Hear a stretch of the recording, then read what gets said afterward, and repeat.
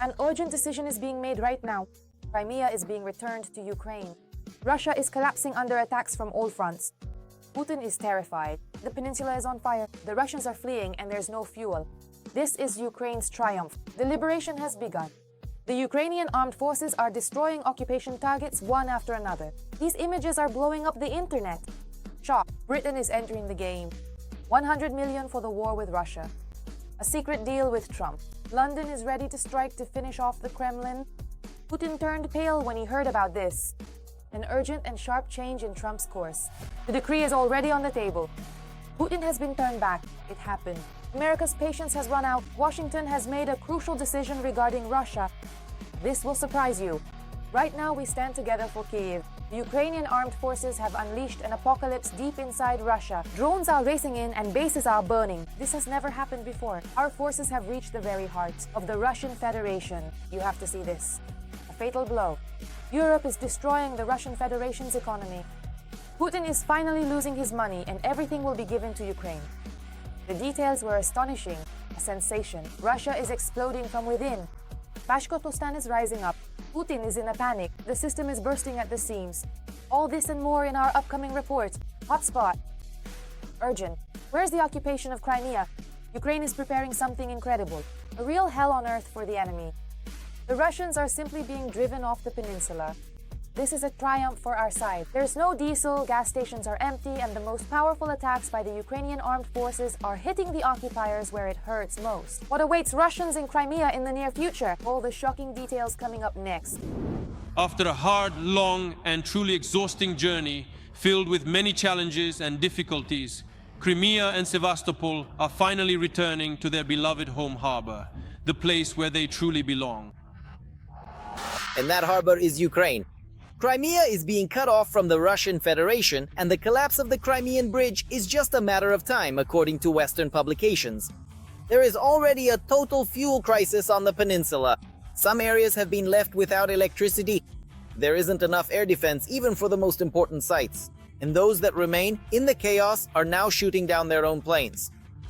We note that as a military base, Crimea is becoming more and more inconvenient for Russia. Well, because there's no water.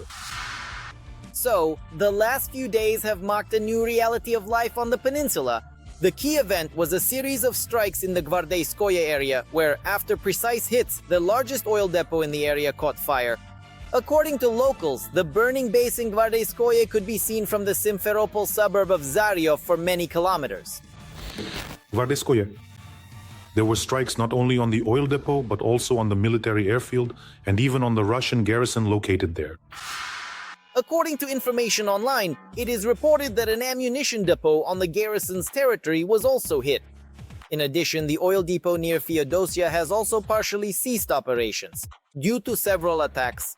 Just this month, 11 fuel tanks were completely destroyed, as evidenced by satellite images. At the Jankoy oil depot. This is a very important development. Why? Because it didn't just burn down on its own. It burned down along with the fuel that was stored in those tanks. And that will be very difficult to restore. It's not clear what was stored there. Diesel fuel or gasoline. But if it was gasoline, which is more likely, it means that the crisis this week in occupied Crimea will be much worse than it was the week before. So we wait. At the same time, each such strike is notable for the fact that it's almost impossible to extinguish the fire. Experts say that the burning fuel spreads across the facility, igniting neighboring tanks. And so, the fire can go on for days. The landscapes of Feodosia now decorate almost the entire eastern part of Crimea.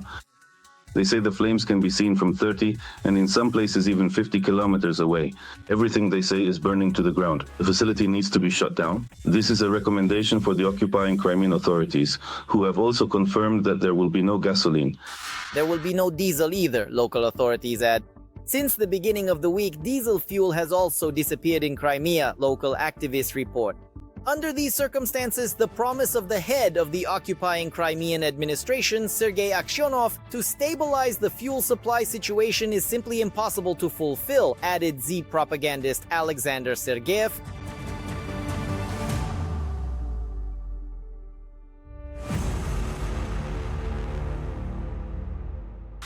At the same time, the authorities are desperately trying to hide the real picture of what is happening in Crimea. So just over the past weekend, police officers drew up at least 4 administrative reports against residents of the peninsula. This was due to posts on social media. People in particular were outraged by the lack of fuel. Interestingly, Russians themselves are partly helping the Ukrainian Armed Forces to identify targets in Crimea. Experts have analyzed that now. You can simply find them by opening maps on the internet. Remember when Yandex.Maps started blurring all sorts of strategic sites? I said that now it's clear exactly where to strike. Well, my friends from Inform Napalm noticed that the Special Operations Forces did exactly that. The territory of the oil depot in Vardiske was blurred on Yandex, but for some reason that didn't help against the strikes. Mystical. Once again, thanks to all the Russian decisions that help increase the effectiveness of Ukrainian strikes, blurring military sites on Yandex.Maps is definitely one of them. Another decision that contributes to the regular strikes in Crimea has been the work of the defense forces targeting Russian air defense sites on the peninsula. So the day before, the GUR managed to strike the occupiers' newest radar system. We're talking about the Valde complex, which was developed to detect small drones. The SBU continues to systematically reduce the enemy's military, logistical, and economic capabilities to take action both in occupied Crimea and in other occupied territories, and even on Russian territory itself. But Crimea suffers the most because they deliberately destroyed the air defense system in Crimea, reducing their ability to defend themselves. And now we're working from the inside, like within the body.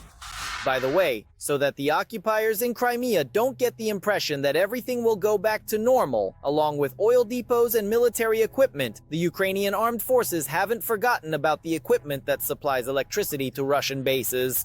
In several regions of the peninsula, Ukrainian defenders have organized blackouts. In Crimea. At night, several electrical substations were put out of commission.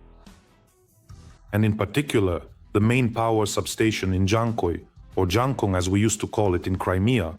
So now rolling blackouts are being implemented, and here once again, Putin is being shown in very concrete terms that if he continues to strike at Ukraine's energy infrastructure, the occupiers in Crimea will be left without electricity and fuel. And now, the cherry on top. During one of the latest attacks, the Russian air defense crews got so nervous that they started firing at everything in sight. As a result, one less Russian fighter jet worth about $50 million. During a nighttime attack by Ukrainian drones, Russian forces shot down their own Su-30 SM aircraft. This happened right in the area of the Gvardiskoye airfield. At the same time, there's no positive outlook for the occupiers when it comes to air defense. Analysts note that recently there have been more strikes on Russian territory itself, prompting a decision to partially redeploy air defense systems from Crimea back to Russia for protection.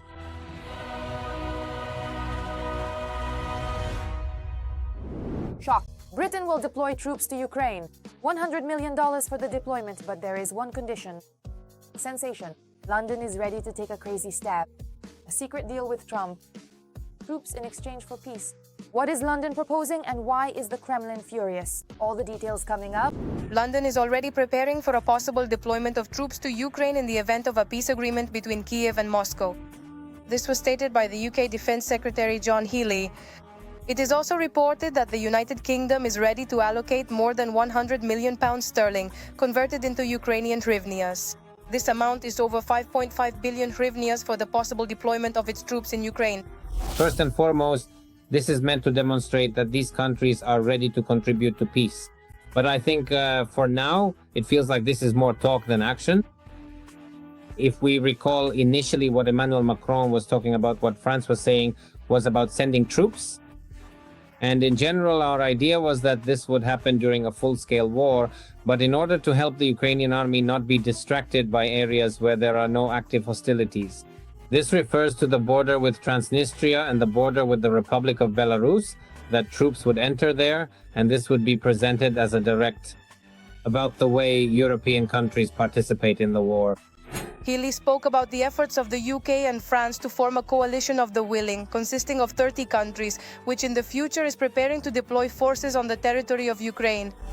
Well, regarding the fundamental principle that the Europeans had promised and committed to from the very beginning, which, as we know, is to provide Ukraine with the necessary support and assistance. as much as necessary for as long as necessary, meaning as much as is needed and for as long as it takes. Unfortunately, as is sadly well known and obvious to Ukrainians, this has not come true. And the saddest part of this story regarding this potential, an armed group of international peacekeepers, or what in Europe is sometimes called boots on the ground, meaning on the territory. Unfortunately, this also follows the same principle. That is, they make a lot of promises, which sounds great. In Britain, they are convinced that the forces sent to Ukraine will help ensure the security of the country's air and maritime space. The plan of the British minister provides for the training of military personnel to participate in multinational forces that will ensure the security of Ukraine's borders. However, this is only possible if Russia agrees to end the full-scale war. When Emmanuel Macron and Keir Starmer met together in London back in the month of August to discuss important matters, it actually happened back in September. So the goal was to gather as many allies as possible, bringing together everyone we could. In the preamble of this treaty, this agreement, this initiative, there were very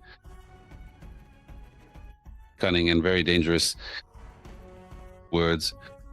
That is to help either with concrete armed forces on the ground or with some other kind of material assistance. And this either, unfortunately, allows most of these European partners to express, undoubtedly, their support for Ukraine in its struggle, but specifically when it comes to troops, when it comes to military assistance in the form of intervening in the conflict, unfortunately, this allows them to simply not fulfill it. In addition to post-war planning for aid to Ukraine, Britain is also helping our country right now.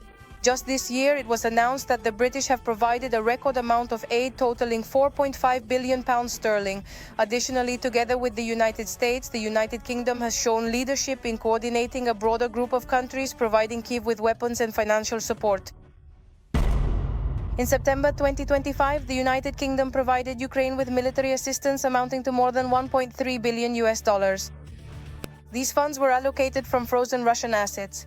The country's governments noted that this made it possible to supply hundreds of thousands of artillery shells, hundreds of air defense missiles, spare parts, and to sign new contracts for the maintenance and repair of equipment and vehicles. Britain, which understands perfectly well that after leaving the European Union, it needs something that will allow it to return to the global game. And so, essentially, by helping Ukraine, this brings the United Kingdom back into the ranks of global players, which is what it wants. And that's why even something as simple as them more demonstratively lifting restrictions on the use of their weapons is significant here. And providing it to Ukraine is also, in my opinion, an argument in favor of Britain's growing role in global politics. And that Ukraine's victory in this war will not only be a victory for Ukraine, but also a victory for the United Kingdom, which Britain understands perfectly well. This Friday, October 24th, a meeting of the Coalition of the Resolute will take place in the capital of the United Kingdom, London. Preliminarily, the President of Ukraine, Volodymyr Zelensky, will also join it. At this very moment, Trump is dramatically changing the game. A cold shower for Moscow? Putin is in shock. The dictator's plane is being turned around. The meeting was cancelled at the last moment. These details will surprise you. The world was rocked by the news. Washington is turning its back on the Kremlin. What is happening behind the scenes at the White House? Sensational details. Stay tuned. Is Putin fooling Trump again, or is Kremlin diplomacy simply preserving tradition? The so-called summit between the Russian dictator and the American president, which according to the latter was supposed to take place in 2 weeks, has been postponed indefinitely. The preliminary meeting between the two sides, represented by Lavrov and Rubio and supposedly scheduled for October 23rd, has already been cancelled. According to CNN, during a phone conversation between the representatives, it became clear that they see the solution to the problem in completely different ways. After this information appeared in the media, Lavrov himself responded. He essentially confirmed that the Russians, as before, are standing their ground. I want to officially confirm that Russia has not changed its position compared to the understandings reached during the lengthy negotiations between Putin and Trump. In Alaska, these understandings are based on The agreement reached at that time, which President Trump very succinctly formulated when he said that what is needed is a long-term, sustainable peace, not an immediate ceasefire that would lead nowhere. We remain fully committed to this formula, faithful to it. Peskov also echoed his Kremlin colleagues in their fabrications. Like, how can you hold something like that? You can't postpone something that was never scheduled. Neither President Trump nor President Putin ever mentioned any specific dates. Serious preparation is needed in this situation, and it is not something that can be rushed. You have heard statements from both the American side and from our side, and both have made it clear that this process could take a significant amount of time. Therefore, there were never any exact dates given, as everyone understands that careful planning and coordination are required, set from the very beginning. At all? At the same time, Moscow is making vague statements that do not favor Putin's visit to Budapest. They say that the trip is unsafe for the aging dictator, since there is a risk of being eliminated by special services. The journey to Hungary is not a short one, and in general, the Poles, who have said they could arrest Putin, are capable of terrorist acts. It is possible that disagreements arose between Lavrov and Rubio, and they were unable to come to an agreement on some important issue. One that needed to be brought to the leaders for approval. This is absolutely realistic and possible. But on the other hand, there may be other hidden factors at play here. This is more in line with the style of Russian diplomacy, to create confusion once again, make the situation uncertain, and then boldly and bravely step forward to resolve some issues. In other words, to concede yet another very minor and non-essential position. Meanwhile, Volodymyr Zelensky is planning to attend a meeting of the Coalition of the Willing, which partners are hastily organizing in London. October 24th, the media, citing a draft of the EU's conclusions, report that at the meeting, European leaders will formalize their decision to provide financial support to Ukraine over the next 3 years using frozen Russian assets. Obviously, the expectation is not that we will be fighting for 3 years. The expectation is to put pressure on Russia at these negotiations. That is the real calculation. The main thing is that we are not to blame. The goal is to force Russia to listen to Ukraine's demands, to say, look, Ukraine has 140 billion plus its own funds, plus resources from our partners. Altogether, this could amount to 200 to 300 billion over 3 years. These are extremely comparable sums to what Russia currently has. In addition, according to media reports, Italy will soon join NATO's initiative to purchase American weapons for Ukraine. Previously, its authorities were opposed to this.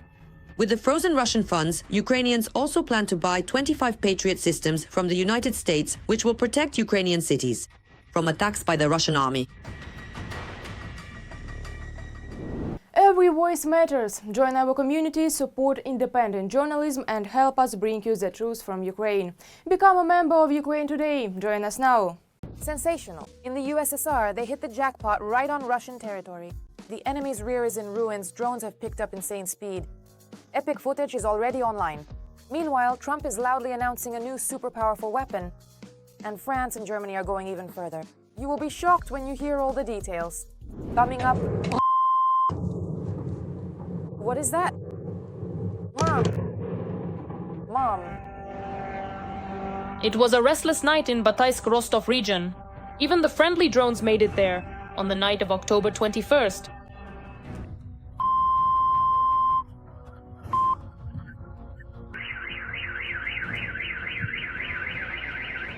It is reported that Bataysk is a major railway and sorting hub.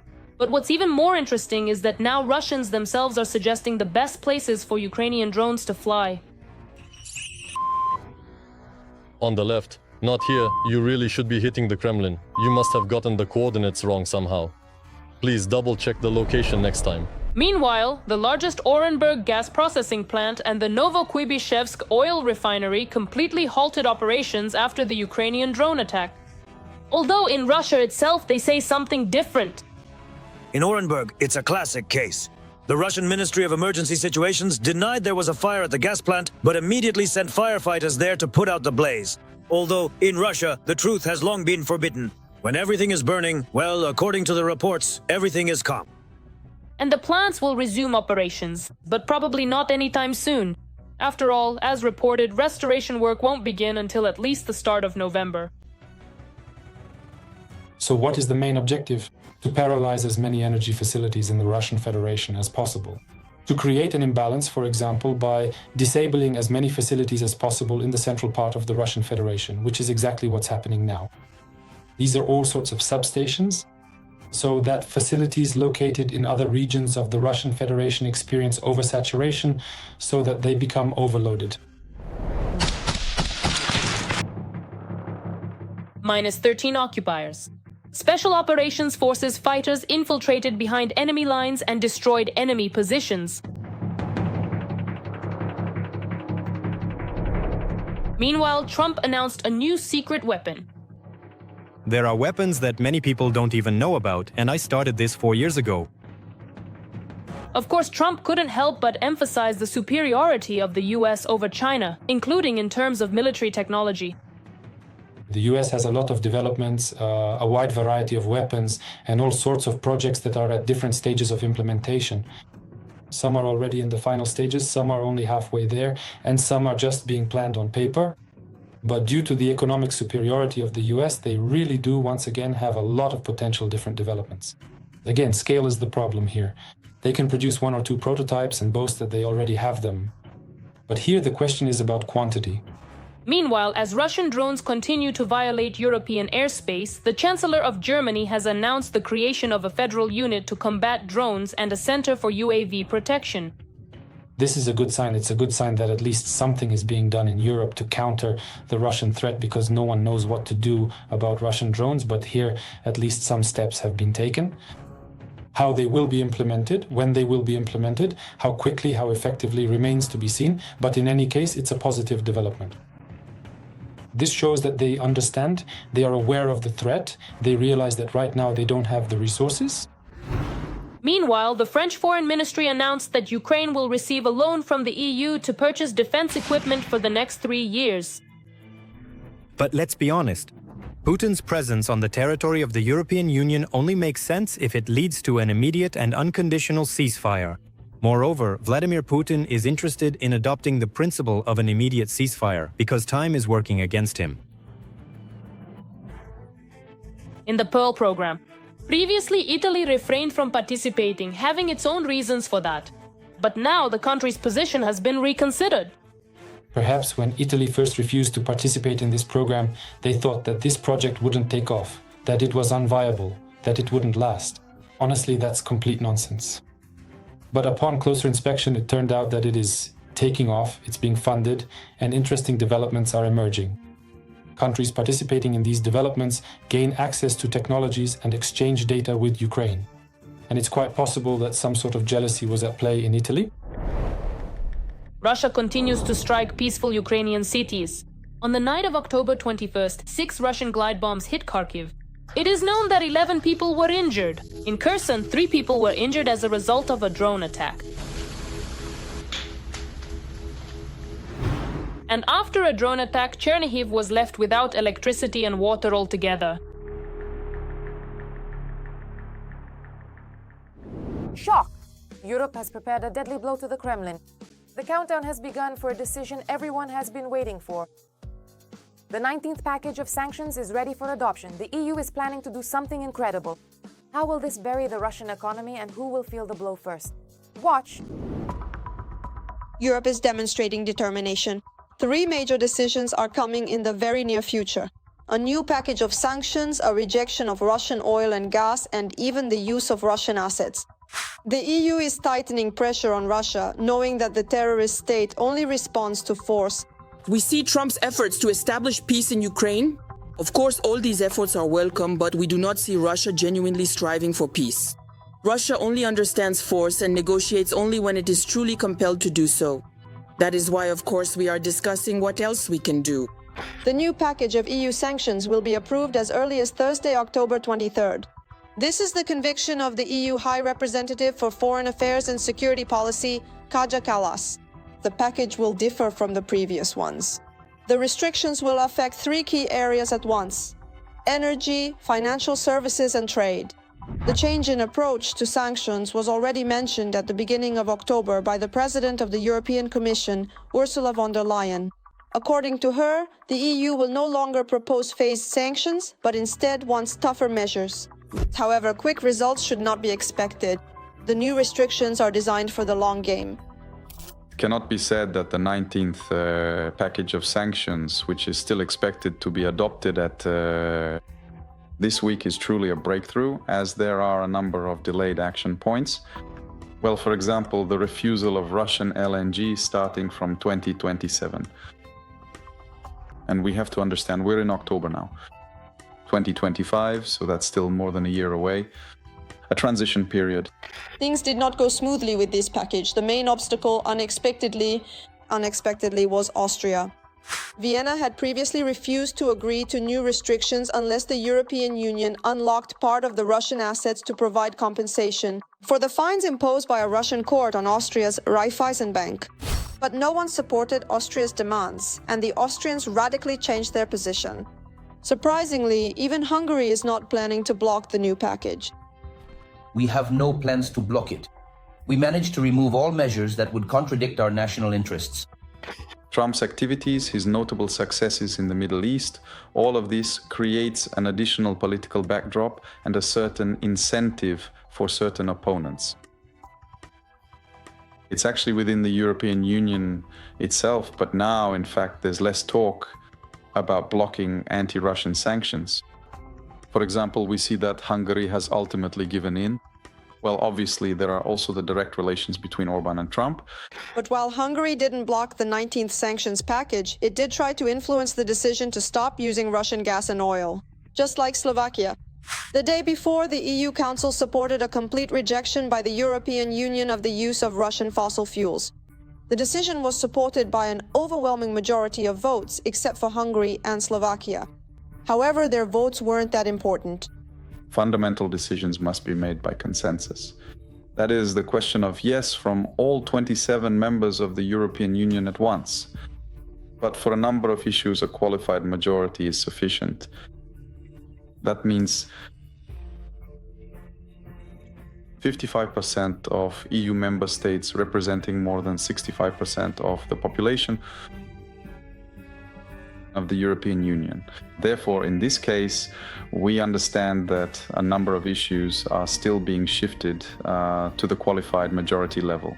The proposal in question provides for a legally binding ban on any imports of gas from Russia, including liquefied natural gas, after January 1st, 2028. At the same time, imports of new gas from Russia will be prohibited as early as January 1st, 2026. However, for existing contracts, a transitional period is provided. Short-term contracts until June 2026 and long-term contracts until the beginning of 2028. The EU Council, as we have already mentioned, supported the proposal despite two obstacles. Now the matter is up to the European Parliament. It must approve the document. But that's not all the blows to the economy of the aggressor country. In addition to future revenues, Europe also plans to seize the Kremlin's current funds. We are talking about frozen Russian assets. Part of this money is planned to be used to provide a loan to Ukraine. This is not about confiscation.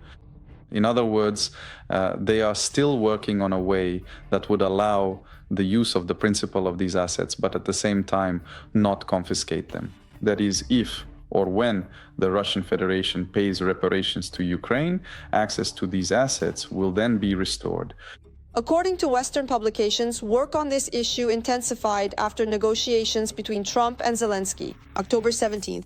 Allegedly, the president of Ukraine was pressured by the American leader. And in the EU, it seems they decided to become more assertive so that they would also be taken into account. Already this week, politicians will try to reach an agreement on the use of frozen Russian assets. They will definitely discuss it. I don't expect any decisions yet, because there is still time, according to previous agreements. But it's clear that for the budget years 2026 to 2027, it will be necessary to adopt serious, consolidated options. And we perfectly understand, and it is absolutely clear to us, that right now, at this very moment, the West simply has no other realistic option but to go down the path of a reparations loan for Ukraine, since, as we all know, funding is truly and urgently needed. It's enormous. Whether European politicians will be able to reach an agreement remains an open question. But Europe's determination in its recent steps gives hope. The EU does not intend to unconditionally heed Trump, but is ready to help and take action. Urgent, Bashkortostan is at its limit. This is an explosion. The people have risen up against Putin. A region where thousands have died for the Kremlin is now rising up against the authorities. The streets are boiling and the Kremlin is trembling. What is happening in the very heart of Russia? Shocking details coming up next. Bashkortostan has become a source of cannon fodder for the Kremlin. The Russian elite sends Bashkirs to the front without caring about the losses. As a result, Bashkortostan leads in the number of deaths in the so-called special military operation. The Russian Empire, the empire will soon cease to exist. And then our peoples will finally gain the long-awaited freedom. Everything is being decided right now. The time has come to act. Do not stay silent. Rise up. Fight for your independence. Freedom to oppressed peoples. This is an address from the soldiers of the Bashkort Company. The unit is fighting on Ukraine's side in the International Legion. But in Russia itself, the company is recognized as a terrorist organization. The company's symbol is a flag in the national colors of Bashkortostan, but in a different order. Just like on the old flag from the time of the Bashkirs' struggle for independence in 1917 to 1919. It is complemented by a crescent in the center. The Bashkirs are helping Ukraine defend its independence and dream that this very independence will come to their own home as well. The Republic has its own oil, gold, copper and industry. And all of that, Moscow drains everything for itself. And the Bashkorts themselves are rather poor. We live in poverty, they take everything away. All of this should be ours. They can't live without us. They won't be able to manage without us. We will succeed. But the Bashkirs' struggle is taking place not only at the front but also behind the lines. The underground movement in Bashkortostan has been active since 2022. And it's that very Bashkort company that oversees them. There are activists, people who, under our guidance, work for the good of the homeland, that is Bashkortostan. And honestly, sometimes at times I start to wonder. It's hard to say who is in greater danger. Us here, fighting in Ukraine, on the battlefield at the front, with weapons in our hands. Or the civilians there, carrying out certain responsibilities when literally anyone around you could potentially be an enemy. Because of the enormous risk, all operations of the Bashkir underground remain secret. But sometimes footage of their struggle appears online, like, for example, the burning of the Russian Empire's flag in January of this year.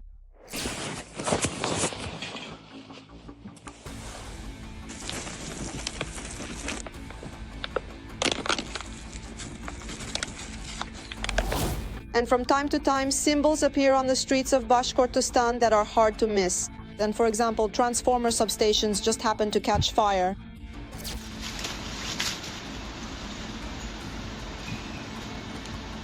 Arson of transformer substations, workshops and factories that work for the defense industry. After that, we have information that work there stopped, and it stopped for a long time. We also had an operation to plant explosives on a bridge. The underground does a lot of work, but very carefully.